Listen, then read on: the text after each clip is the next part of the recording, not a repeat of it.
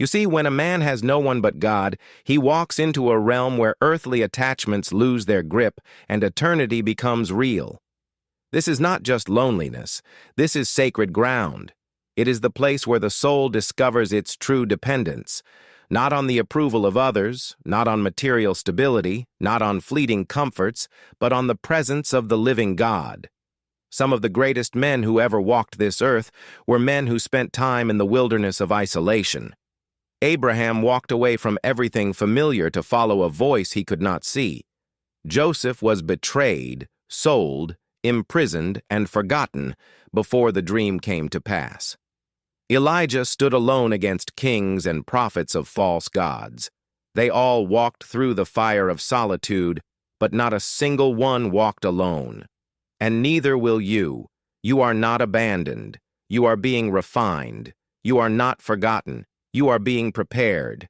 God is doing a work in you that no man can see yet. That's why you must not give up. Don't curse the silence. Don't run from the stillness. Stay with it.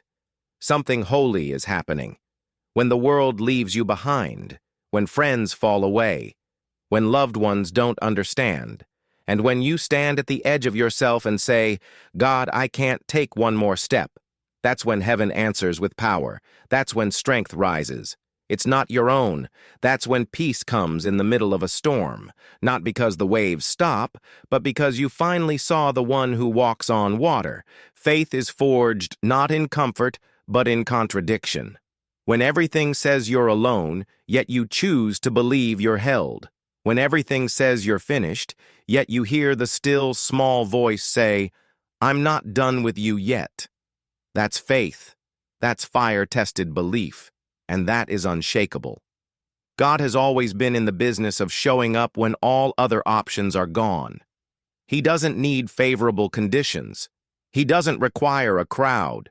He doesn't wait for perfect timing by human standards. He steps into the prison cell, into the lion's den, into the fiery furnace. Not after the crisis, but right in the middle of it. And he does it again and again for those who call on his name. You may be feeling overlooked today. Maybe no one sees your pain. Maybe they see your strength but not your struggle. They see the smile but not the sleepless nights. And maybe, just maybe, you've started to believe the lie that you have to carry this all on your own. But I came to tell you, you don't. You were never meant to. There is one who sticks closer than a brother, one who will never leave you nor forsake you, one who is the same yesterday, today, and forever, one whose eyes are on the sparrow and whose arms are underneath you even now. He sees the hidden battles. He sees the broken places. He sees the tears that no one else sees. And he says, you are mine. You are not forgotten. You are not alone. There's a kind of prayer that comes only when a man is out of options. It's not polished. It's not pretty. It's raw. It's real. It's desperate.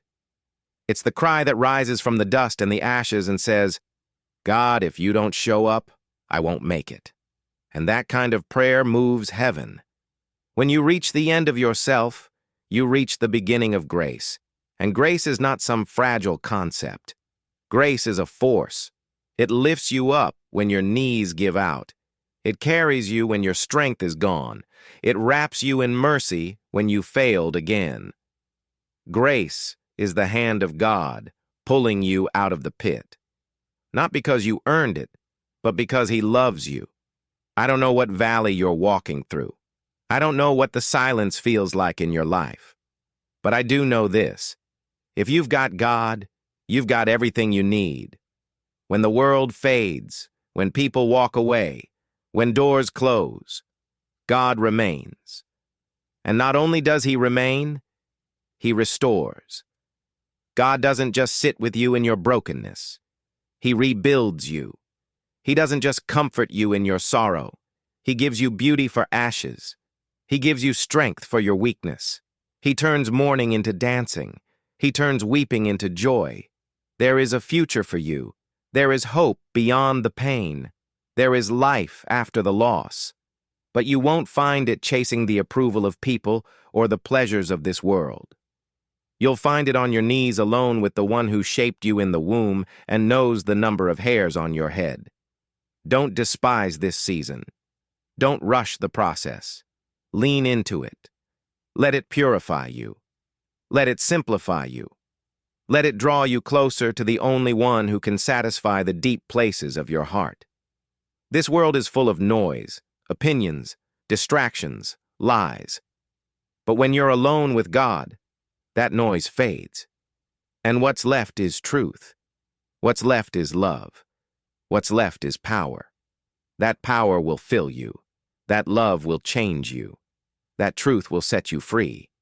There will be a day when you look back on this season, not with bitterness, but with gratitude. You'll say, "It was in that lonely place that I learned to listen. It was in that dark valley that I found the light. It was when I had no one else that I realized God was all I ever needed."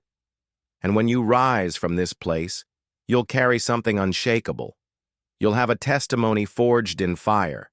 You'll speak with authority, not because you read it in a book, but because you lived it in your bones. You'll carry peace into chaotic rooms. You'll bring hope to broken people. And when they ask, "How did you survive?" you'll say, "I had no one but God, and that was enough." You are not disqualified. You are not too far gone. You are not beyond repair. In fact, you are exactly where you need to be for a miracle to unfold. When a man has no one but God, he is ready to be used by God. He is no longer leaning on shallow support systems. He is no longer intoxicated with applause. He is no longer chasing what can never satisfy. He is standing on the rock, and that kind of man cannot be shaken. This is not the end of your story. This is the chapter that changes everything. Stay faithful. Stay humble. Stay available. God is not done. He is writing something beautiful. Even if right now all you see are broken lines, trust the author. He finishes what he starts. When a man finds himself in the depths of solitude, it is easy for him to feel as though he has been abandoned by the world. The silence of an empty room, the absence of voices, and the lack of human presence can be overwhelming. In those moments, loneliness can feel like a curse, a painful reminder of what has been lost or of the relationships that have faded away. But what if this very solitude is not a curse at all? What if it's the sacred space where God works most powerfully in a man's life? The truth is, solitude is often where transformation takes place, where a man can hear the voice of God most clearly, and where his soul can be shaped for something greater. It is in the quiet, in the moments of being alone, that a man can strip away the distractions of the world. The hustle and bustle of life often drown out the still small voice of God. In the noise of daily living, we are bombarded with opinions, expectations, and endless demands. But when a man is alone without the pressure of pleasing others or responding to the constant stream of noise, it becomes easier to listen, to reflect, and to be still in the presence of God. In solitude, a man is invited into a deeper relationship with his Creator. There is no one else to impress, no one else to answer to, just the unfiltered connection between the soul and the Almighty. This is the space where God can begin His work of personal transformation. The distractions that once clouded his mind fall away, and he begins to see clearly. Solitude allows a man to confront the deepest parts of his heart, the parts that are often hidden from the world and even from himself. It's in the silence that we can see our weaknesses, our fears, our doubts, and our insecurities. But this is not a cause for despair. It is an opportunity for growth, for it is in these moments that God can meet us where we are, not in spite of our weaknesses, but because of them. God doesn't call the perfect. He calls the broken, the weary, the ones who have nowhere else to turn. And in the quiet, He begins to mold us into who we were always meant to be. Moreover, solitude isn't just a place of self-reflection. It is also a place of revelation. It is in the stillness that we can hear God's voice more clearly than ever. His words can cut through the noise of our lives and pierce our hearts with truth, wisdom, and guidance. When the distractions are gone, God's voice becomes the loudest thing in our lives. It is in solitude that we can truly surrender our plans, our ambitions, and our desires to Him. We stop trying to control every aspect of our lives and instead open ourselves to His leading. In that moment of surrender, the transformation begins. In solitude, we are not abandoned. We are being prepared. God uses this time to refine us, to teach us, and to strengthen us for the journey ahead. While it may feel uncomfortable, even painful, it is in these times of isolation that we become who we were always meant to be. God works through our solitude to draw us closer to Himself and to help us become more like Him. Solitude is not a place of emptiness. It is a place where the fullness of God's presence can fill us, renew us, and transform us from the inside out.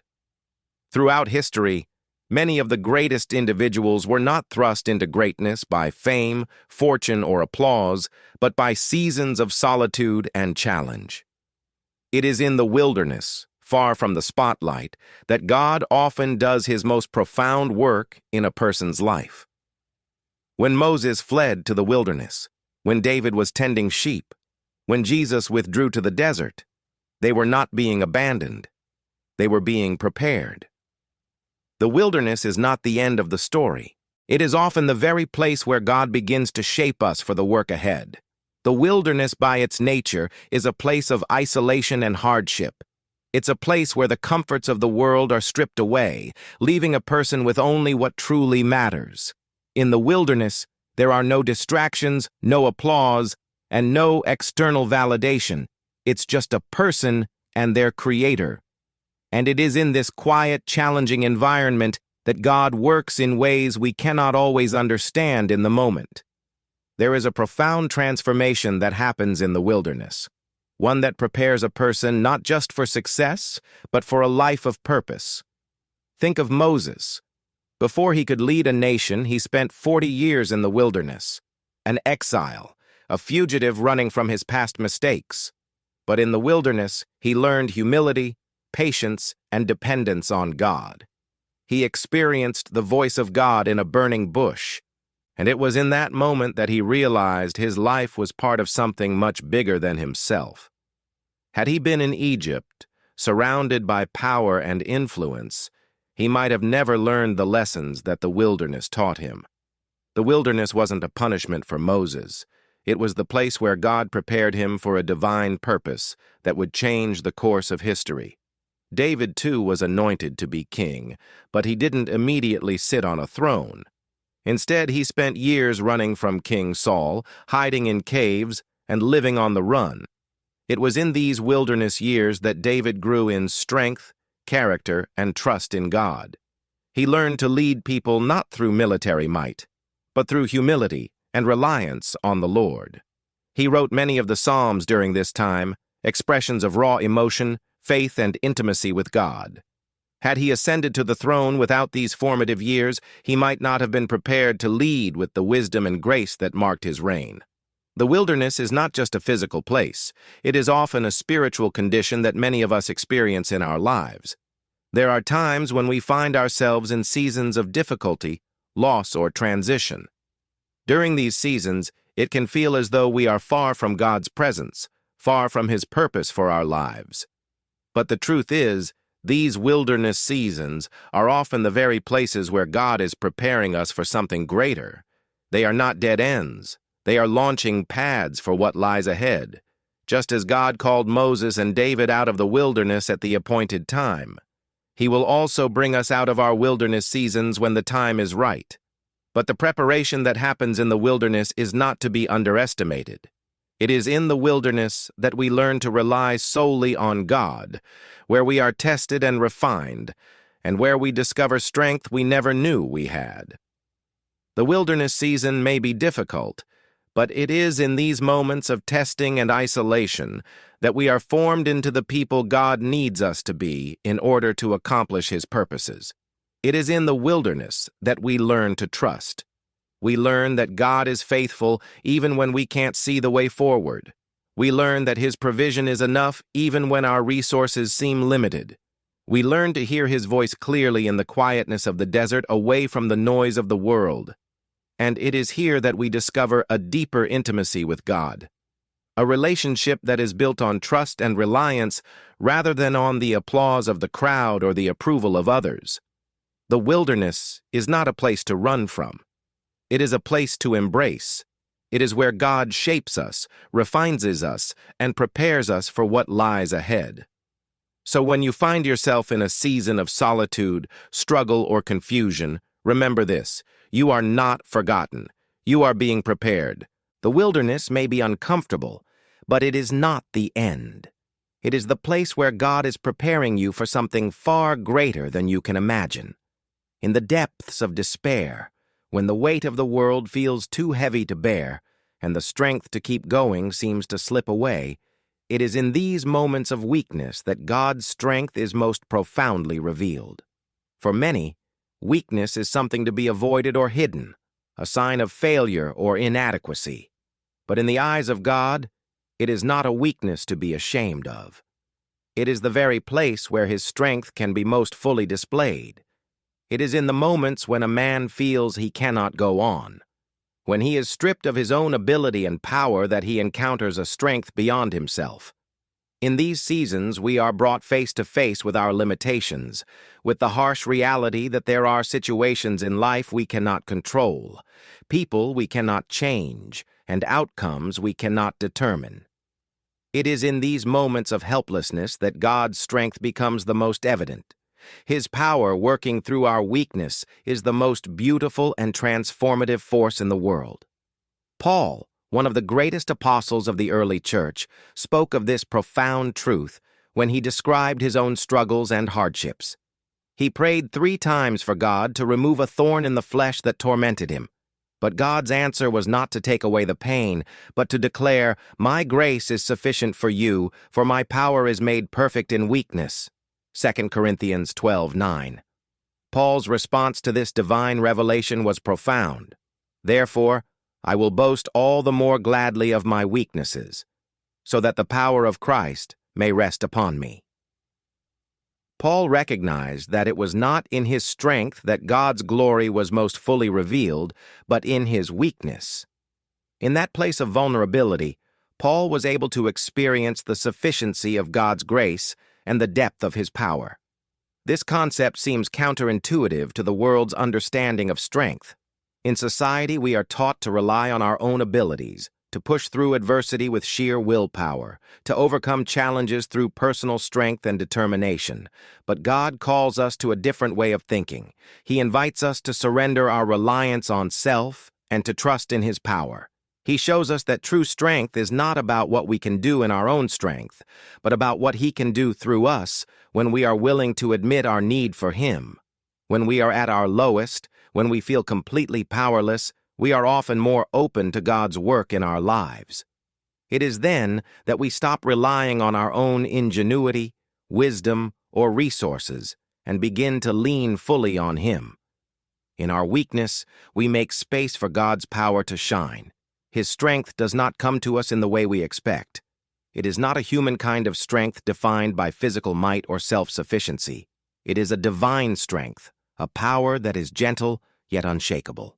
A power that gives us the courage to stand when we want to fall, the wisdom to know what to do when we are confused, and the peace to endure when we feel overwhelmed. God's strength does not negate our weakness. It is made perfect through it.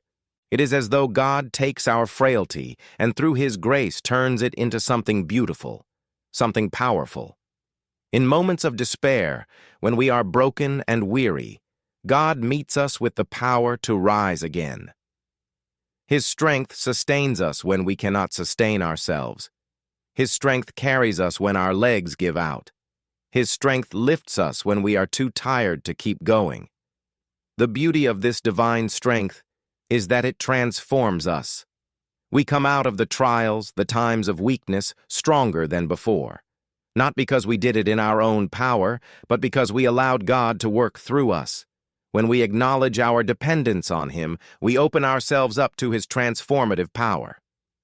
We emerge from weakness, not as the same person, but as someone who has been shaped, refined, and empowered by God himself. The truth is, God's strength is not given to us in the absence of weakness, but in the midst of it. It is when we are weak that we are most able to experience his strength in its purest form. When we feel like we have nothing left, that is when he can fill us with everything we need. In that moment of divine exchange, we realize that the very thing we thought would defeat us, the trial, the struggle, the weakness, has become the place where we encounter the fullness of God's power and grace. So if you find yourself in a season of weakness, do not despair. Do not believe the lie that you are not enough or that you are failing. In fact, it is precisely in this place that God is about to do his greatest work. His strength is made perfect in your weakness, and if you will trust him in this season, you will come through stronger, more dependent on him, and more aware of the power that only he can provide. There are moments in life when we cry out to God and feel as though our prayers fall on deaf ears. In these times of silence, it can be difficult to see beyond the stillness and feel the presence of God. It's easy to fall into the trap of believing that God has abandoned us or that he is somehow distant, uninvolved, or uninterested in our struggles. But the truth is that God's silence is not a sign of his absence. In fact, it is often in these moments of quiet that God is working more powerfully than we can comprehend. We live in a world that values instant answers and quick solutions. We are accustomed to immediate results, whether in our work, relationships, or even our technology. But God's ways are not our ways, and his timing is not bound by the pressures of the world around us. Sometimes the silence that we experience from God is not a withdrawal, but a moment of divine waiting, a space where God is allowing us to grow, to trust, and to prepare for what he is about to do. Throughout Scripture, we see many examples of God's silence during key moments of his people's journeys. The Israelites waited in Egypt for hundreds of years, crying out for deliverance, but God did not immediately respond. There were moments in the wilderness when they wondered if God had forgotten them as they faced hunger, thirst, and overwhelming fear. Yet God was with them all along, orchestrating their deliverance in his own time. His silence was not a sign of abandonment, but a sign of preparation as he was shaping them for the promised land. Even Jesus, the Son of God, experienced the silence of his Father. In the Garden of Gethsemane, as he prayed in anguish, Jesus cried out, my God, why have you forsaken me?" In his moment of deepest agony, it seemed as though God had turned his face away. Yet in that silence, God was not absent. He was fulfilling his ultimate plan of redemption through Jesus' suffering. God's silence on the cross did not signify abandonment, but rather the unfolding of his perfect will for salvation. God's silence is a powerful reminder that we are not in control. In our human nature, we often demand immediate answers, quick fixes, and a clear path ahead. But God's silence teaches us patience, faith, and trust in his timing. It is in the waiting in the moments when we feel as though nothing is happening that God is often doing his most significant work. He is preparing us, strengthening us, and aligning our hearts with his will. In the silence, God is cultivating deeper faith and greater reliance on his plan, which is always far greater than anything we could have orchestrated ourselves. The silence is also a test of our trust. When God is silent, we are faced with a choice. Will we continue to believe in his goodness even when we don't hear his voice? Will we remain faithful when it feels like he is distant? This is a critical moment in our spiritual journey. God's silence invites us to trust not in what we can see or hear, but in what we know about his character. We know that he is good, that he is faithful, and that he loves us. And even when we cannot sense his presence, we can rest assured that he is still with us, working behind the scenes, to bring about His perfect plan. The delays and periods of silence in our lives are not signs of rejection or abandonment. They are part of the divine process shaping us for the plans God has for us. While we may not understand the silence in the moment, we can trust that God's timing is always perfect. When He finally does speak, it will be at just the right moment, and His plan will unfold in ways we could never have imagined. So when you find yourself in a season of silence, don't be discouraged. Know that God is not absent. He is present, working in ways that are unseen, preparing you for the next step in your journey. His silence is not a sign of neglect, but a sign of His perfect timing and care. Trust in His process. Wait in faith, knowing that His plan will always be worth the wait. There comes a moment in every person's life when we reach the end of ourselves. We find ourselves standing on the edge, exhausted, worn out, and feeling like we have nothing left to give. The struggles, the disappointments, the heartaches, and the failures all pile up, and we can no longer carry the weight on our own. In these moments, we may feel as though we are lost, as though we have reached the limit of our strength and endurance. But it is precisely in these moments of complete surrender, when we come to the end of our own ability, that we encounter God's grace. God's grace is not a fragile thing. It is not a mere consolation or a passing comfort. His grace is powerful, unshakable, and unfathomably deep. It is in our moments of weakness, when we feel the most broken and vulnerable, that His grace comes to lift us up. God's grace doesn't just soothe us in our pain. It strengthens us. It gives us the power to rise again when we are too tired to stand, to move forward when we are certain we cannot take another step, and to continue when we feel as though we have reached our limits. The Apostle Paul, one of the most prominent figures in early Christianity, understood the sufficiency of God's grace better than most. Paul faced numerous trials, persecutions, and hardships throughout his life. In 2 Corinthians 12:9, he writes about a personal struggle he faced, referring to a thorn in the flesh that tormented him. He prayed earnestly, asking God 3 times to remove this burden from his life. Yet instead of delivering him from the pain, God answered with these powerful words, "My grace is sufficient for you, for my power is made perfect in weakness." Paul's response to this revelation was profound. "Therefore, I will boast all the more gladly of my weaknesses, so that the power of Christ may rest upon me." What Paul realized in that moment was that God's grace was not only enough to sustain him through his trials, but it was also the very thing that empowered him to keep going. It was in his weakness that God's strength shone through most brightly. His grace became the source of Paul's strength and endurance even in the midst of his greatest struggles. This is the nature of God's grace. It is not a temporary fix or a fleeting comfort, but a deep and unshakable foundation. When we feel like we've given all that we can, when we feel like we are about to collapse under the weight of life's burdens, God's grace steps in and holds us up. It becomes the support we lean on when our own strength fails. It is in our most vulnerable moments that God's grace reaches out to us, reminding us that we do not have to carry the weight of the world on our own. God's grace is not earned or deserved. It is freely given. There is nothing we can do to make ourselves worthy of it. And yet, in our most desperate moments, it is offered to us abundantly. It is in this grace that we find the strength to keep moving forward, to continue in the face of adversity, and to endure when the road ahead seems impossible. God's grace is sufficient to meet us exactly where we are and to lift us to where He wants us to be. It is in our weakness that we come to truly understand the depth of God's grace. When we are at the end of ourselves, we finally realize that we cannot do it on our own. We cannot control everything, we cannot fix everything, and we cannot carry every burden.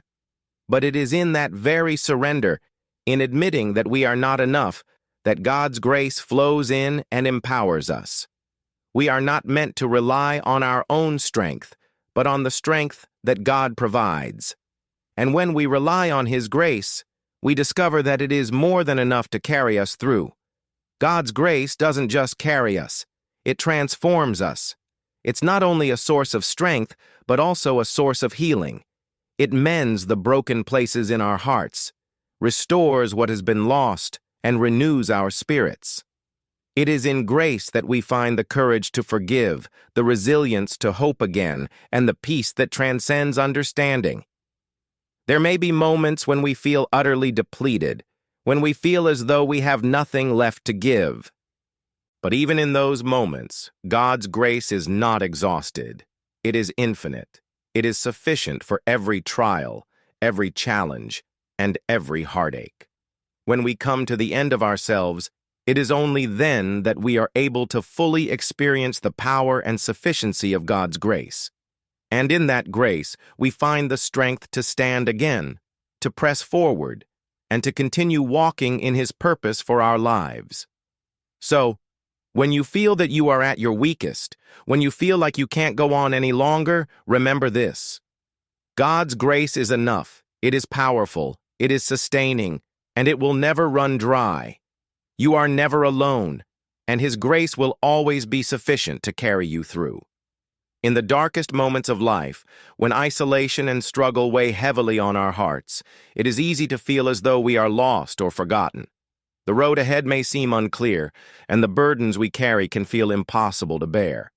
But in these very moments of uncertainty, it is faith and hope that become our anchors, keeping us grounded and moving forward even when everything around us seems to grow. Faith and hope in God are not just fleeting emotions. They are the lifelines that sustain us even in the most difficult seasons of our lives. They remind us that God's plan is always at work, even when we cannot see it, and that He is preparing us for something greater. Faith is the foundation upon which we build our trust in God. It is the belief that even when circumstances appear bleak, God is still good, and His promises are true. Faith does not require us to have all the answers or to see the whole picture. In fact, it often requires us to step forward in trust when we have no idea what lies ahead. Faith is the decision to hold on to God's character even in the absence of clear direction. It is the confidence that though the storms rage around us, God is still in control and His purpose for our lives remains unchained. Hope is the fruit of that faith. Hope is what keeps us going when all we have is a glimpse of God's promises, a faint whisper of the good He has in store for us. It is the assurance that no matter how hard the journey may be, we are not alone. Hope gives us the strength to endure, to press forward, and to hold on to the belief that our present circumstances do not define our future. Hope tells us that there is more waiting for us, that God's ultimate plan for our lives is greater than any moment of suffering or trial. The Bible reminds us of the power of faith and hope in Romans 8:24-25. For in this hope we were saved. Now hope that is seen is not hope. For who hopes for what he sees? But if we hope for what we do not see, we wait for it with patience. This passage beautifully captures the essence of what it means to have faith and hope in God. We do not always see the full picture, but we trust in His promise that He is working behind the scenes. It is this hope that helps us navigate the difficult seasons of our lives, knowing that God has a plan even if we don't yet understand it. When we place our faith in God and hold on to hope, we are not only sustained through the hard times, we are also being prepared for the greater purpose He has for our lives. Struggles and challenges are not random. They are the refining process that shapes us into the people God needs us to be for the next chapter of our journey. The trials we face serve a purpose. Even when we can't immediately see it, they prepare us to rise again, stronger and more equipped to fulfill the purpose that God has set before us. Take, for instance, the story of Joseph. His life was marked by betrayal, abandonment, and hardship. Sold into slavery by his own brothers, unjustly thrown into prison, and left alone in dark moments. Joseph had every reason to lose hope, yet through it all, Joseph never lost faith in God. He trusted that God had a plan for his life, even when it seemed like everything was falling apart. In the end, Joseph rose to a position of great power where he was able to save countless lives during a time of famine. His faith and hope in God, even in the midst of suffering, not only sustained him, but prepared him to fulfill his divine purpose. Similarly, the Apostle Paul, who faced persecution, imprisonment, and relentless hardship, continued to press on in faith, always hopeful in the promises of God, despite the pain. He knew that the trials he endured were not in vain. In Romans 5:304, Paul writes, "Not only that, but we rejoice in our sufferings, knowing that suffering produces endurance, and endurance produces character, and character produces hope." This is a powerful reminder that every trial we face is an opportunity for growth. Our faith and hope are refined through adversity, making us more resilient, more compassionate, and more capable of fulfilling the purpose God has for us. When we hold on to faith and hope, we are being equipped for the future. The trials we endure today may seem like setbacks, but in reality, they are the very experiences that prepare us for the greater purpose God has set before us. Our struggles do not define us, but they shape us. They teach us perseverance, humility, and trust. They refine our character and increase our capacity to love and serve others.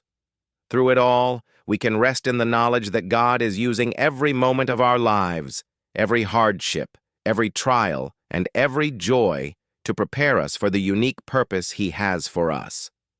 Faith and hope are the tools that help us navigate the journey, even when the path is unclear.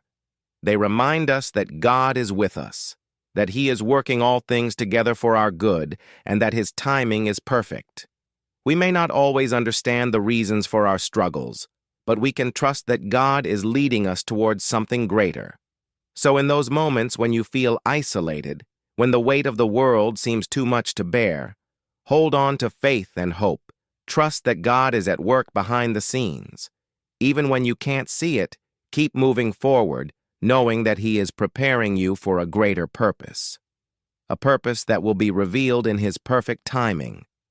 And when the time comes for you to rise again, you will find that you are stronger, wiser, and more equipped to fulfill the calling God has placed on your